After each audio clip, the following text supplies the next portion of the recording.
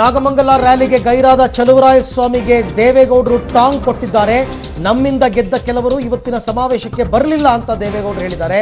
ಯಾರು ಬರಲಿಲ್ವೋ ಅವ್ರ ಬಗ್ಗೆ ನಾನು ಮಾತನಾಡೋದಿಲ್ಲ, ಅಂದರೆ ಬಿಟ್ಟು ಹೋಗಿರುವವರ ಬಗ್ಗೆ ಮಾತನಾಡಲ್ಲ ಅಂತ ದೇವೇಗೌಡರು ಹೇಳಿದ್ದಾರೆ. ನಾಗಮಂಗಲದಲ್ಲಿ ಪ್ರಭಾವಿ ನಾಯಕ ಚಲುವರಾಯಸ್ವಾಮಿ ಇವತ್ತಿನ ಸಭೆಗೆ ಬರ್ತಾರೆ ಅಂತಕ್ಕಂಥ ನಿರೀಕ್ಷೆ ಇತ್ತು. ಆದರೆ ಚಲುವರಾಯಸ್ವಾಮಿ ಗೈರಾಗಿದ್ದರು.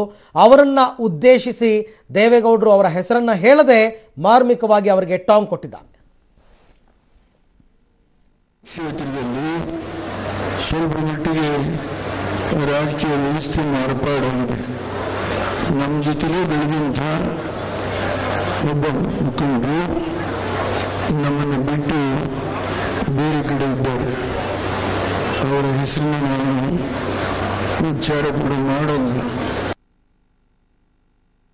ಈ ಕ್ಷೇತ್ರದಲ್ಲಿ ಓಕೆ, ಮತ್ತೊಂದು ಬ್ರೇಕಿಂಗ್ ನ್ಯೂಸ್ ಬರ್ತಾ ಇದೆ, ಏನು ಅಂತ ನೋಡೋಣ ಬನ್ನಿ.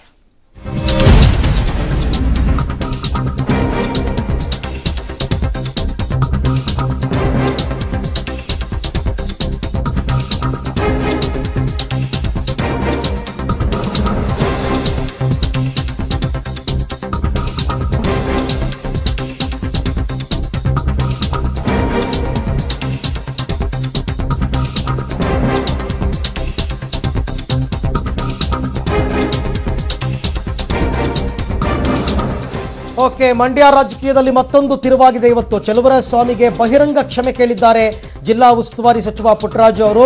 ಚುನಾವಣೆಯಲ್ಲಿ ಗೆದ್ದವನು ಸೋತ, ಸೋತವನು ಸತ್ತ ಅನ್ನೋ ಮಾತಿದೆ.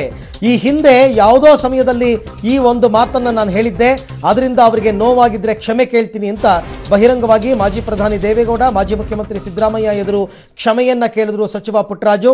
ಈ ಹಿಂದೆ ಚಲುವರಾಯಸ್ವಾಮಿಯನ್ನ ಡೆಡ್ ಹಾರ್ಸ್ ಅಂತ ಜರೆದಿದ್ರು ಪುಟ್ಟರಾಜು ಅವರು.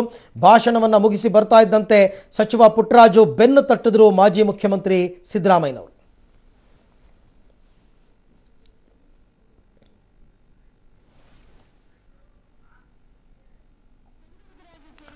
ಓಕೆ, ಚಲುವರಾಯಸ್ವಾಮಿ ಅವರಿಗೆ ನಾನು ಬಹಿರಂಗವಾಗಿ ಕ್ಷಮೆ ಕೇಳ್ತೀನಿ ಅಂತ ಪುಟ್ಟರಾಜು ಅವರು ಹೇಳಿದ್ದಾರೆ. ಹಿಂದೆ ಪುಟ್ಟರಾಜು ಅವರು ಚಲುವರಾಯಸ್ವಾಮಿ ಅವರಿಗೆ 2 ಸಾರ್ತಿ ಮಾತುಗಳನ್ನು ಆಡಿದ್ರು. ಒಂದು ಸರ್ತಿ ಚಲುವರಾಯಸ್ವಾಮಿ ಬಗ್ಗೆ ಯಾಕ್ರಿ ಮಾತಾಡ್ತೀರಾ, ಅವರೊಬ್ಬರು ಡೆಡ್ ಹಾರ್ಸ್, ಸತ್ತ ಕುದುರೆ ಅಂತ ಹೇಳಿದ್ರು. ಇನ್ನೊಂದು ಸರ್ತಿ ಚುನಾವಣೆಯಲ್ಲಿ ಗೆದ್ದವನು ಸೋತ, ಸೋತವನು ಸತ್ತ ಅಂತಂದರೆ ಚಲುವರಾಯಸ್ವಾಮಿ ಮುಗಿದ ಕತೆ ಅನ್ನೋ ರೀತಿಯಲ್ಲಿ ಮಾತನಾಡಿದ್ರು. ಈ ಮಾತುಗಳಿಂದ ಏನಾದರೂ ಬೇಸರವಾಗಿದ್ದರೆ ನಾನು ಬಹಿರಂಗವಾಗಿ ಕ್ಷಮೆ ಕೇಳ್ತೀನಿ ಅಂತ ಪುಟ್ಟರಾಜು ಕ್ಷಮೆ ಕೇಳಿದ್ದಾರೆ. ನಮ್ಮೆಲ್ಲರ ನಾಯಕರಾಗಿದ್ದಂತ ಚಲುವರಾಯಸ್ವಾಮಿ ಅವರು ನಾನೆಲ್ಲೋ ಅವರು ಮನಸ್ಸು ತೋರಿಸ್ತೆ ಅಂತಕ್ಕಂಥ ಮಾತಿನಿಂದ ಅವರು ಬೇಜಾರು ಮಾಡ್ಕೊಂಡಿದ್ದಾರೆ ಅಂತಕ್ಕಂಥ ಮಾತನ್ನ ನನ್ನ 2 ಪಕ್ಷದ ನಾಯಕರು ಪದೇ ಪದೇ ನನಗೆ ಹೇಳ್ತಾ ಇರ್ತಕ್ಕಂಥ ಹಿನ್ನೆಲೆಯಲ್ಲಿ ನಾನು ವಾಡಿಕೆ ಮಾತನ್ನ ಹಲವಾರು ಬಾರಿ ಅವರು ನಾವು ಸ್ನೇಹಿತರಾಗಿದ್ದಂಥ ಸಂದರ್ಭದಲ್ಲಿ, ನಮ್ಮ ನಾಯಕರಾಗಿ ಕೆಲಸ ಮಾಡುವಂತ ಸಂದರ್ಭದಲ್ಲಿ ಬಹಳ ಇನ್ನು ಜೋರಾಗಿ ಮಾತಾಡಿದಂಥ ಸಂದರ್ಭದಲ್ಲಿ ಅವರು ಬೇಜಾರು ಮಾಡ್ಕೊಳ್ಳಿಲ್ಲ. ನಾನು ವಾಡಿಕೆ ಮಾತಾಡಿದಂಥ ಸಂದರ್ಭದಲ್ಲಿ ಬೇಜಾರು ಮಾಡ್ಕೊಂಡಿದ್ದಾರೆ ಅಂತಕ್ಕಂಥ ಮಾತು ನನಗೆ ಕಿವಿ ಬಿದ್ದಿದೆ. ನಿಮ್ಮ ಮುಖಾಂತರ ಅವರು ನಾನು ಕ್ಷಮೆ ಯಾಚಿಸ್ತೇನೆ.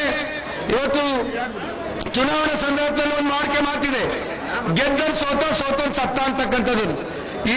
ನಮಗೆ ಈ ಬಾಧ್ಯವರು ಬಹಳ ತೀಟ ಮಾಡಿಬಿಟ್ರೆ ಅವತ್ತು ಯಾವುದೋ ಕೋಪದಲ್ಲಿದ್ದೆ. ಆ ಮಾತಿಂದ ಅವ್ರಿಗೆ ಏನಾದ್ರು ಮನಸ್ಸಿಗೆ ಬೇಜಾರಾಗಿದ್ರೆ ನಿಮ್ಮ ಮುಖಾಂತರ ಅವರನ್ನು ನಾನು ಕ್ಷಮೆ ಯಾಚಿಸ್ತೇನೆ.